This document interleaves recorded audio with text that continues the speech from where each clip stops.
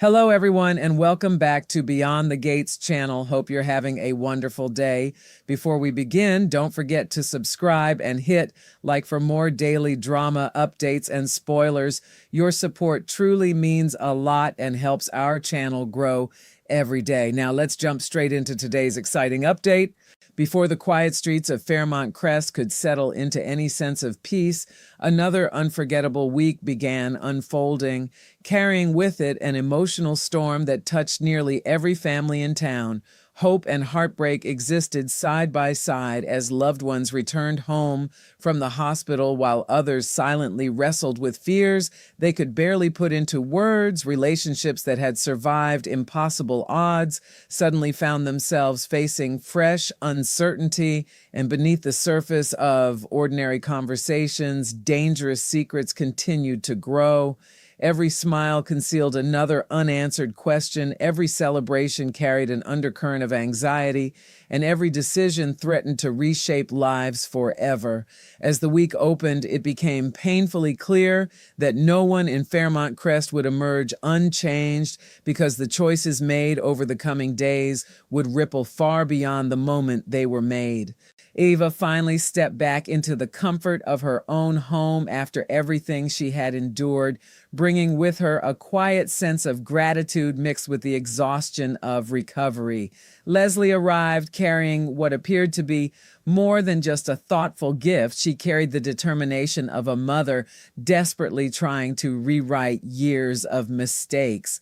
She presented Eva with a pair of ski boots, enthusiastically painting a picture of a future family vacation where she, Eva, and Isaiah could leave behind the pain that had haunted them for so long and create joyful memories together on snow-covered mountains. To Isaiah, the gesture symbolized something much deeper than an ordinary present. He believed Leslie was trying to give Eva the life she had always deserved but had been denied by circumstance and heartache. For a brief moment, it almost felt as though healing had become possible, as if the fractured pieces of their family might finally begin fitting back together again. That fragile warmth was interrupted by an arrival no one expected. Darlene appeared at Eva's door carrying freshly prepared food, but more importantly, she carried a kindness that surprised everyone in the room. There was no bitterness in her voice, no judgment lingering behind her smile. Instead, she warmly invited Eva and Isaiah to join the family once again for the beloved Sunday dinners at the Hawthorne house, extending an olive branch that seemed almost unimaginable considering everything that had happened before. The simple act of sharing a meal suddenly represented far more than food. It represented forgiveness slowly taking root, relationships cautiously rebuilding, and the possibility that old wounds could eventually become scars instead of open injuries.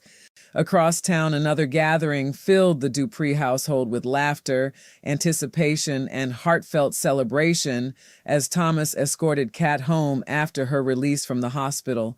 Their family had secretly organized a surprise welcome home party, eager to remind Kat how deeply she was loved after everything she had endured. The atmosphere overflowed with affection until Vernon prepared to deliver one of his unforgettable family speeches, only to have the emotional moment unexpectedly transformed. Before Vernon could finish, Tomas stepped forward, overcome by his feelings, and asked Kat to marry him in front of everyone gathered there. Time itself seemed to stand still as every face turned toward Kat, whose shock was written plainly across her expression while the room collectively held its breath. Kat handled the impossible situation with remarkable grace despite the enormous emotional weight pressing down on her shoulders.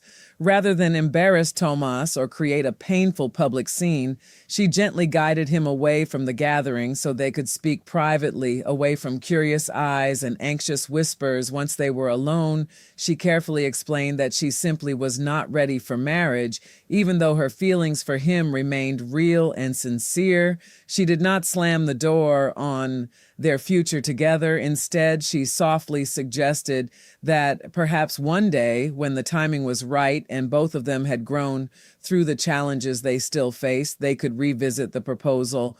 Her refusal wasn't born from a lack of love. It came from honesty, and sometimes honesty hurts more deeply than rejection itself. Meanwhile, Vanessa looked forward to something much simpler as she spent time with Deanna during a relaxing visit to the spa. She hoped they could enjoy a peaceful mother-daughter afternoon without revisiting the complicated subject of Joey, believing some conversations deserved to remain untouched for at least one day. Deanna, however, had no intention of pretending Joey wasn't part of their lives anymore. She surprised Vanessa by calmly insisting that she had accepted the relationship and even acknowledged that her mother genuinely seemed happier, more vibrant, and more fulfilled since Joey entered her life. Yet beneath those reassuring words lay another purpose entirely. Casually steering the conversation toward Vanessa's real estate business, Deanna floated the idea of working there during the summer, asking careful questions about the company and wondering aloud how often Joey actually visited the office. Vanessa interpreted the suggestion as a wonderful opportunity for the two of them to spend more time together, never realizing that her daughter's interests carried motives far more complicated than simple family bonding. When Vanessa later shared the conversation with Joey at the casino, his instincts immediately warned him that something wasn't right. Unlike Vanessa, Joey viewed Deanna's sudden enthusiasm with deep suspicion, convinced she intended to spend the entire summer digging through company records in hopes of uncovering evidence about the illegal operations he had worked so hard to conceal. His concerns weren't rooted in paranoia, they were grounded in experience because Joey knew exactly how much there was to lose if anyone exposed the truth. Trying to protect both himself and Vanessa, he suggested finding Deanna another position at Uptown instead, keeping her safely away from the real estate office. Vanessa refused without hesitation. She wanted the chance to work beside her daughter every day, believing this internship could strengthen the relationship they had struggled so long to repair. Realizing persuasion wasn't enough, Joey quietly took matters into his own hands, assigning Randy to get close to Deanna and secretly discover what she was really planning. Elsewhere throughout Fairmont Crest, life continued, moving in countless directions at once, reminding everyone that every family carried its own burdens. Tyrell remained away on his graduate school trip, chasing new experiences while his loved ones missed him back home. Samantha stood faithfully beside June as she underwent breast cancer testing, offering quiet encouragement during one of the most frightening moments of her life. Shanice and Jacob eventually arrived late to Kat's surprise celebration, only to walk directly into the uncomfortable aftermath of Tomas's rejected proposal. Rather than letting Tomas drown in embarrassment, Andre reminded him that awkward moments were practically a family tradition. With a laugh that carried equal parts humor and painful self-awareness, Andre recalled how his own drunken wedding to Danny had exploded across social media after photographs went viral, joking that perhaps another chapter in their complicated relationship was destined to unfold before long. His words lightened the mood, but beneath the laughter remained the unmistakable truth that every member of this family had scars they were still learning to live with. The following morning arrived with an uneasy calm that barely concealed the tension building beneath the surface of Fairmont Crest. While the town carried on with its usual routines, those closest to Joey and Vanessa were unknowingly moving toward decisions that would change everything. Inside Orphe Jeans, Joey met Vanessa with the serious expression of a man who understood exactly how dangerous even the smallest mistake could become. He explained that he had already made a difficult business decision, not because he wanted to, but because protecting both of them had become his highest priority. Since Deanna would soon be working alongside Vanessa at the real estate company, he refused to risk having her stumble across evidence of the money laundering operation hidden within the business. Until Deanna returned to school, every illegal transaction flowing through the company would come to a complete stop, even if it meant disrupting operations they had spent years carefully building. Vanessa wasn't thrilled by Joey's decision, knowing how much the temporary shutdown would cost them financially and professionally, but she also recognized the wisdom behind his caution. She understood better than anyone that one careless oversight could destroy everything they had built together. Still, she stood firm on one issue that mattered deeply to her. She refused to step away from Heart Attach, insisting that her own work would continue despite the changes surrounding it. Joey reluctantly accepted her position, though his concerns refused to disappear. Determined to learn exactly what Deanna was thinking, he quietly put another piece of his plan into motion by ordering Randy to reconnect with her. When Randy finally met Deanna face to face, it didn't take long for the conversation to reveal exactly what Joey had feared all along. Every word Deanna spoke carried unmistakable resentment, making it painfully obvious that her hatred for Joey burned just as fiercely as ever, untouched by time or circumstance. Across town, another family endured an entirely different kind of emotional trial as Danny, Nicole, and Vernon waited anxiously inside Garland Memorial Hospital. Every passing minute felt heavier than the last while Anita underwent her lumpectomy, leaving her loved ones trapped between hope and fear. Their conversations came and went in nervous whispers, but nothing could distract them from the uncertainty hanging over the waiting room. Finally, the news they had been desperately praying for arrived. Anita's surgery had been successful, and the doctors had successfully removed the tumor. Relief washed over everyone, yet it wasn't complete because the battle was far from over. Additional testing would determine whether the cancer had spread, and radiation treatment still lay ahead, reminding the family that victory often comes one difficult step at a time. Even so, bringing Anita safely home that day felt like reclaiming a piece of hope they had almost lost. Not everyone seeking comfort found it in the right place. Carrying the crushing disappointment of Kat's rejected proposal, Tomas arrived unexpectedly at Ava and Isaiah's home with a small gift in his hands and heartbreak written plainly across his face.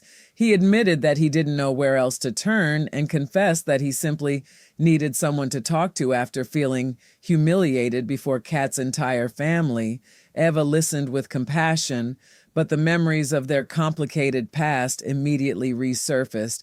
She remembered all too well how emotional vulnerability had once blurred the boundaries between friendship and betrayal, leading to mistakes neither of them could erase. Refusing to repeat history, Ava gently but firmly reminded Thomas that things were different now. She loved the man standing beside her in Isaiah, and she had absolutely no intention of allowing old emotions to threaten the future she was finally beginning to build. Meanwhile, Kat struggled with a completely different emotional conflict as she replayed every painful moment of the failed proposal with Chelsea. Although Kat believed she had handled the situation honestly and respectfully, doubt slowly crept into her thoughts. Chelsea could see the uncertainty written across her friend's face and carefully encouraged her to examine what Tomas's reaction might mean for their relationship moving forward. Kat admitted she couldn't ignore the lingering fear that, just as before, Tomas might seek comfort elsewhere whenever life became too painful to face alone. Even so, she desperately wanted to believe he had changed. She believed the man she loved had learned from the mistakes that once nearly destroyed them, and despite everything, she trusted that he wouldn't repeat those same choices again. Determined not to let their relationship continue drifting apart, Kat finally made a bold decision of her own. While she still wasn't ready to become Thomas's wife, she realized she was ready to take another meaningful step toward rebuilding their future together. She decided they should move back in together, believing that sharing a home might help heal the distance that had quietly grown between them. True to Kat's practical nature, she wasted no time calling Vanessa for help finding the perfect place. Vanessa happily passed the assignment to her newest assistant, Deanna, who quickly found a beautiful condo that seemed ideal for the couple. Filled with cautious optimism, Kat made an offer on the property and excitedly shared the news with Thomas, expecting relief or perhaps even gratitude. Instead, his response landed like another devastating blow. He quietly told her that it wasn't going to happen, leaving Kat staring at him in disbelief as the future she had carefully imagined suddenly slipped through her fingers once again. The following day brought little relief from the emotional weight hanging over Fairmont Crest. At Orphe Jean's, Mona and Jan settled into one of their familiar conversations, discussing everything from Mona's AIC number to Ashley and the latest happenings around town. Their easy banter took an unexpected turn when Leslie joined them, revealing that Eva's recent medical scare had forced her to take a long, honest look at herself. She admitted she no longer wanted to be remembered as the cruel, manipulative woman she had been for so many years. Instead, she hoped to become someone her daughter could genuinely trust and respect. Whether everyone believed her transformation remained another question entirely, but for the first time in a long while, Leslie's words sounded less like manipulation and more like someone desperately searching for redemption.